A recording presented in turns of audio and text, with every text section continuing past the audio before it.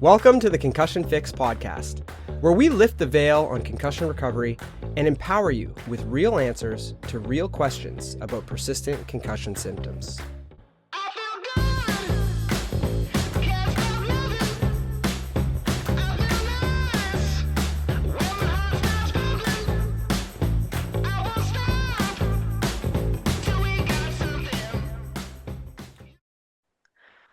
Welcome to this week's episode of Concussion Fix. We just finished a great Q&A and we had a lot of really great questions, but one really piqued our interest and we really want to dive deeper into, can concussion cause intermittent paralysis? Without being a member's primary healthcare team, obviously we don't know everyone, their background, full health history, but it was a really interesting question, and maybe I'll pass it over to Dr. Hrkal first. Sure. Yeah. So this member was one of the first time that they were on. They were sharing a little bit about their situation, and usually they give a bit of a background of, okay, so I've had this type of injury. So they had a traumatic brain injury, and then they sustained these kind of intermittent, or they start experiencing these intermittent periods of losing the sensation and the function of their legs. And this lasted for a couple of weeks, and then it kind of resolved. And between these episodes, she was able to, run and have a higher level of function. And then usually there's some sort of connection with like having some sort of like excessive stress, or maybe cognitive strain is what she kind of shared. And then just posed the question to the group saying, is this something that a concussion can cause? So Cam, what was your initial thoughts when she asked this question? Well, so I mean, I'm going to go a bit more into the history of it too, just because she's seeing like a really good concussion clinic. They've somewhat alluded to the fact that this could be concussion related. It seems that they're on that kind of thread. She's had imaging done. She's had all sorts of tests. She ended up in ICU at one point because she couldn't walk, and they did a full workup on her. She's had Right. MRIs of her spine, MRI of her brain. Her spine, she mentioned she had a few areas of disc herniation, but they weren't necessarily putting any pressure or protruding on the cord. So, these could be just incidental disc herniations and have nothing to do with the symptom presentation that she's experiencing.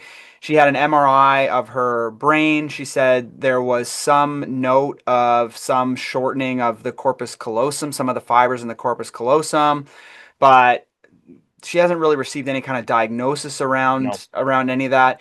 She's had an fMRI, and the fMRI basically showed that her executive network was completely turned off. Which typically results in, she didn't say this, but this is how it typically goes, is that your default mode network is turned on. Now, this is something we do see in PCS, but we also see that same thing in people with, anxiety disorders, chronic stress, PTSD, those types of things. So to me, initially when she was saying all of these things, my mind immediately went to like something like a functional neurological, disorder, because it wasn't that she didn't say initially she was losing sensation. We kind of had to probe that out of her a little bit, because she said it was motor function. And then I asked about the sensory, and she said, no, she can still feel her legs, but it's dull, it's muted. Right? She said in the hospital they did this thing where they scraped her foot and she could feel it, but it wasn't like, severe or anything like that. And they're doing a Babinski reflex, right? Like they're looking for upper motor neuron, lesion. Yeah. And she didn't tell us whether or not that was positive or negative, right? So I think that initially, like my, intuition would be like, okay, we got to do like a full workup on her. Like she's got to go and see some people and get like a bunch of testing done, because you want to rule out any type of, bad things. But in my mind, the way she was describing her story, it sounds like she's already done all of that. Like that's what I was getting anyway. It sounded like she's already had like a complete workup and no one can really figure out what's going on. So just a bit of background for those listening is that symptoms of paralysis are not a concussion sign. Like, No, this they're is not. not something that is concussion related. So immediately you're thinking something else, right? This is not a typical concussion presentation. This, you want to rule out any type of neurological thing. You want to rule out, infections, chronic things that are potentially doing this type of thing. Spinal cord issues, cauda equina type symptoms. We never asked her about bowel or bladder function or anything like that. Um, but She didn't really have any pain too. That was the other thing that she was sharing. She's like, I have no pain, but yeah, she had just this loss of motor function, which right. always is suspicious for, is there something in like an upper motor neuron lesion? So an MRI. I guess like I'm just thinking for the people that are listening, what are the things that you just mentioned? Like what if they're experiencing something like this, what are the things that they should be ruling out or doing to rule things out right away? So let's kind of just list them. Yeah, I mean, the first thing is like you want to have a really good neurological workup, right? So you want Yep. to, see a neurologist or something that can actually do like a full-on neurological evaluation, testing all of your, motor and sensory and reflexes and all of those typical things. And then from there, likely some imaging, like both spine, brain, Mhm. everything, just to try and see, is there something going on here? I mean, some of these things could be even like neck related, like a CSM or something like that, It but could, typically yeah. that'll be more long lasting. This is intermittent. She'll have this for like a week or two, and then she kind of, gets on a walker and starts building back her strength and gets back to being able to like fully run and exercise with no issues. So I think with any type of these weird presentations, the first thing you want to do is rule out the bad. You want to get the full workup to make sure that there's nothing else going on. And once that's ruled out, then you start going, okay, what else could be causing this? Right? And it's not necessarily that concussion causes this, but concussion is a major stressor on your system, right? Concussion causes issues with your gut. It causes chronic inflammatory issues. It causes autonomic dysregulation. It causes a lot of anxiety, PTSD, and stress. It causes neck dysfunction, visual and vestibular issues. All of those dysfunctions then just keep your nervous system in this state of hyper arousal and rumination and all of these things. And though that added stress compounded over time can result in these weird neurological symptoms. And Mhm. that's why this stood out to me, because initially in the story I'm like, okay, well, there's something weird going on here. But then she's telling us that she's in ICU, she's having this whole workup done, and nothing's really coming from it. So immediately I went to something like a like functional movement disorder, functional neurological disorder, which, comes on with heightened periods of stress, because it seems that the times that she has these episodes is after massive amounts of cognitive loading and cognitive stressors. And Yeah. then all of a sudden she goes into this, like, I can't walk, I can't, Yeah. move, and it's just waist down. Um, That's where my mind went as well, Dr. Cam. I was thinking, she's sharing this with us. In the Concussion Fix program, we get a question, but this one was so complex. It wasn't really something that we had enough information to even know where to go. We don't have any, our role is not to, have their charts, and we're not their doctor. They're not our patient. So it's so hard to know what those results were, and to try to make sense of it. But the one thing that came through so clear for me, was this link to chronic stress and cognitive load. And I thought that was really interesting. I was thinking about your concussion cliff video, right? Maybe she always had something underlying, a stress condition that can kind of manifest. But after concussion, it became that tipping point that really set the nervous system over the edge, caused a lot of dysfunction and dysregulation in the nervous system, and created and manifested these symptoms that show up so neurologically. That could have been an underlying condition that isn't our area of expertise, or it could be a stress response, right? FND, or functional neurological disorder. Often, there's no organic cause for that, and it can be a real condition that shows up under immense stress. So that's just sort of where my mind went, was this sense of, it was concussion the tipping point to cause a lot of nervous system dysregulation, a chronic stress cycle that started this negative feedback loop. And this is something we see all the time. This particular question that this member asked was a very different presentation than what we normally see. Often this negative feedback loop is more so like extreme fatigue or GI dysfunction or a lot of brain fog, dizziness, headaches. These are sort of more what we see in this chronic stress cycle and this negative feedback loop. Oftentimes when somebody falls off the concussion cliff, they become very anxious, overwhelmed. The nervous system foundation is really unstable at the time. Everything becomes heightened. Or on the other end is this hypoarousal of the nervous system. And so I thought about that perspective as well for this member because they were experiencing paralysis, intermittent paralysis. Could that be a really intense freeze response, right? Parasympathetic shutdown that happens under a lot of stress. And so that was kind of, where I was thinking, and it's so much to try to explain that. I think what will be great for this member is as they go through the program, they'll come to that piece in my section and maybe they'll be able to try it on for themselves. Whether they think they go into parasympathetic shutdown, right? This idea of freeze response. Could that be something that's happening when my nervous system gets overwhelmed? So that was kind of, where Well, and we didn't have time to get into it with No. her in terms of like pre-existing, maybe she's comes from a real long history of pre-existing anxiety. There might be, history of trauma.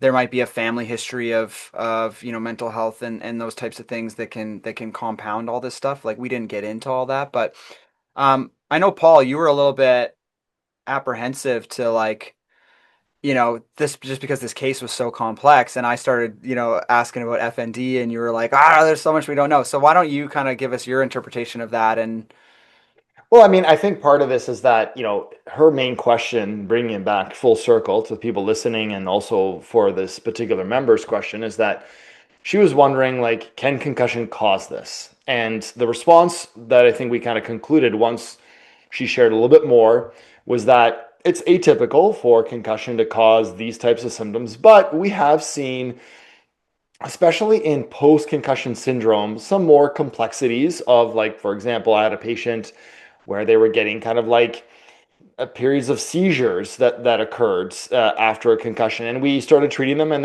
they were one of the first things that went away.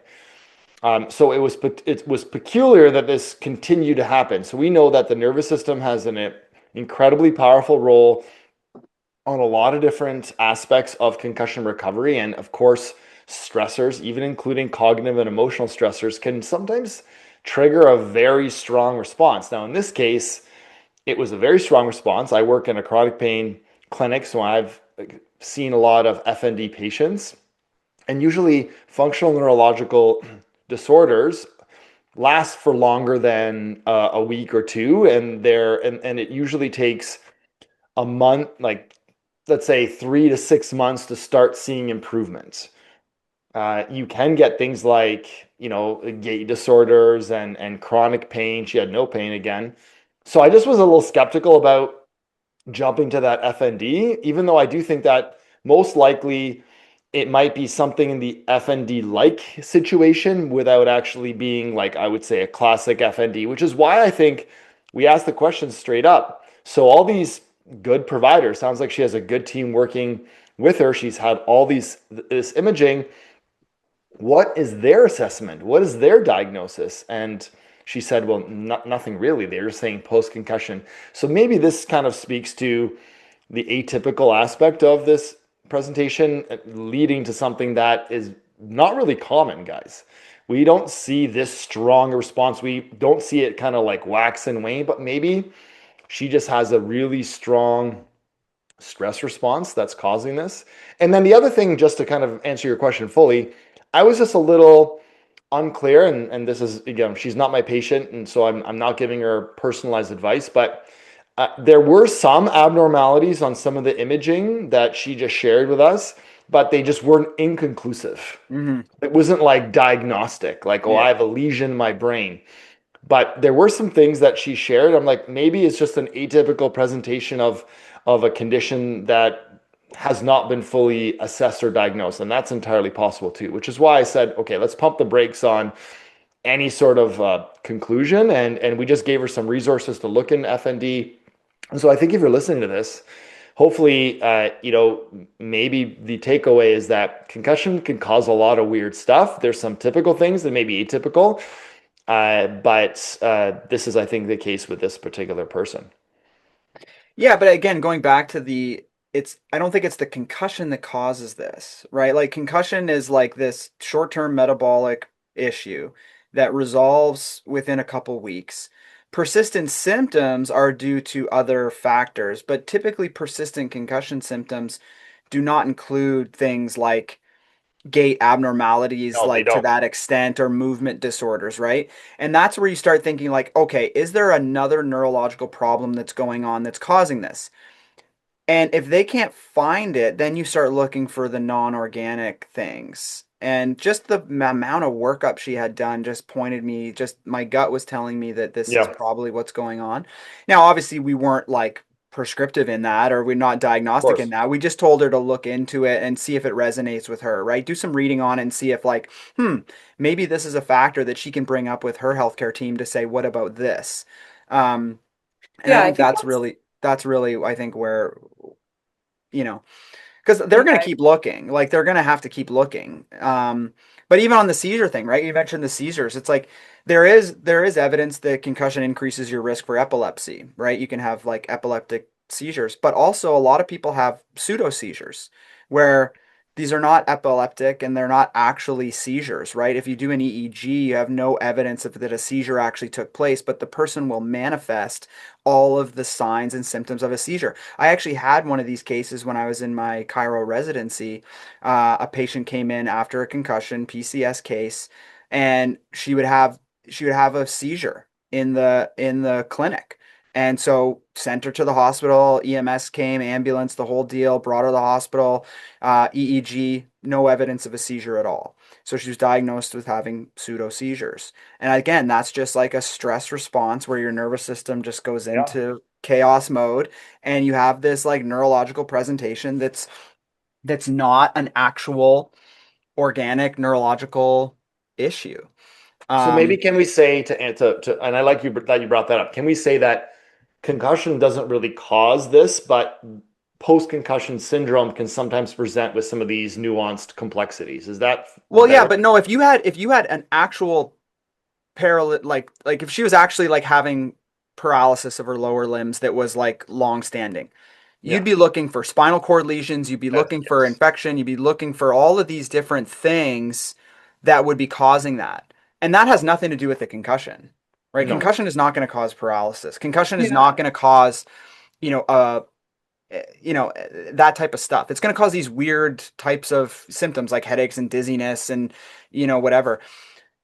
And so once you rule that out, you can still have these weird presentations, but those usually come down to the stress of the injury, right? That's where I was going to bring it to, right? So it's like it's not that concussion Stress. causes it, it's the dysregulation of all these other systems that over time, like even hormone dysregulation, there's a question as to whether or not that hormone dysregulation comes from injury to the pituitary gland at the moment of impact, where the strain stretches it, or if it's the chronic stress over time that starts to dysregulate all your hormones, Yeah. right? Is I it mean, from my pituitary I think that's injury, or is it the actual like, sleep dysregulation forever? Your adrenals are HPA going axis. Yeah. nuts. Your HPA is all dysregulated and now it's throwing everything off. Now, is that concussion, or is that the stress response of it? And the fact that you're still symptomatic 6 months later is that's what's driving all of these other downstream weird effects that happen. That's why it Right. hit me as an FND, but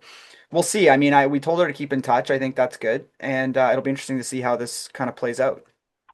Well, and where I wanted to jump in there is just this sense of like, I think that's where there's a disconnect sometimes. People will go with, okay, I had a concussion, now I have these symptoms, but they think of it as a concussion injury versus concussion as a stressor.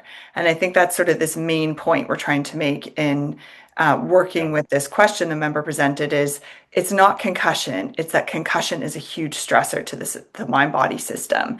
And that can manifest anything really. Mhm. And we've seen so many unique presentations of, responses that the mind body goes through, whether that's psychological or physical. And I think that's that key thing I want to drive home from this member's question is looking at concussion as a system stressor versus concussion causes this unique symptom. For this member, it was paralysis or intermittent paralysis, but that's not it. It's let's remind ourselves about the stressor that concussion is and how that can create a domino effect. And the other piece that I really work a lot with in my private practice is all your predisposing factors that like we didn't know about this member. We're not, getting into that. But, histories are important. And if we have a history of chronic stress and then get a concussion, it's more likely that some of those underlying things are going to come back up. We know this, the research shows us this around anxiety and depression as well. If you have pre-existing anxiety and depression, you're so much more likely to experience that following a concussion. So again, it's not the concussion, it's what the concussion as a stressor can then cause following the initial injury. Well, and just pulling on that thread, we have so many people that come to this program saying, I didn't have a concussion, but I have all the same symptoms. Mm-hmm. My symptoms are from a COVID infection. My symptoms are from like mold exposure. My symptoms are from, a death of a loved one. And I've experienced all of those are stressors. And they can dysregulate your system in the same way. And so people will manifest these concussion-like symptoms, but it's not necessarily concussion. It's just the stressor that caused the dysregulation of these systems. Concussion is just one of those avenues. Yeah. Right? People can have like a midlife crisis or like a nervous breakdown or whatever. And it's just the stressor is just different, but the underlying thing is the same. Right. So we've had people come through this program after having long COVID and have a good recovery, just doing the same things. Why? Because all we're doing is fixing the systems and we're helping people to figure out how to fix those systems. And so concussion is one avenue to get to that point, but it could be a whole bunch of different things. And your underlying, like I say this all the time, is like PCS or persistent concussion symptoms are basically a reflection of your overall health going into the injury itself. So if you already had a neck injury from years ago and then you get a concussion, it's likely that that neck dysfunction is causing a lot of your persistent issues now. If you already had poor diet and chronic inflammatory issues and previous infections and then you get a concussion, and that's probably going to be an issue for you. Pre-existing history of anxiety, depression, trauma, childhood traumas, those types of things all live in you forever. And then now you get a concussion. That's just the straw that breaks the camel's back. And now you're here, right? Absolutely, right? It's the holistic view, right? The biopsychosocial and environmental factors that can lead you to that point where you got a concussion and now are living with PCS. And I think that that's something that's very new to people when they go through our program is recognizing that it's not just concussion. There's so much more to it. And then starting to learn this sort of process of how to start peeling back the layers of the onion is actually quite inspiring. And, of course, we've heard so many great stories of people of how they move through that and, reinforces why we do what we do. But concussion is just the lens that a person kind of has to progress through to get to recovery. Yeah. Right. So, I mean, it's very helpful for people to know, how does this fit into the context of my experience post-concussion? So they're looking for concussion expertise. They're looking for, I'm looking for the concussion expert. And so we've talked so much about like this particular person's like, can concussion cause this? It's possible that this can happen after you sustained the dysregulation that occurs after a concussion. That's probably the best way to say it. I know it's a bit of a mouthful, but it's kind of like it happened because things got messed up after you got a concussion, but the concussion is not causing it, but it's because of all the messed up stuff that happened after. Well, and I think this is the problem with current concussion care in our medical system is that everyone is still so focused on, well, concussion is a brain injury, therefore the manifestation of the symptoms I'm experiencing now are because my brain has not recovered. And that's actually not what the research kind of shows. The research shows that concussion is a short-term temporary thing that can also dysregulate all these other systems.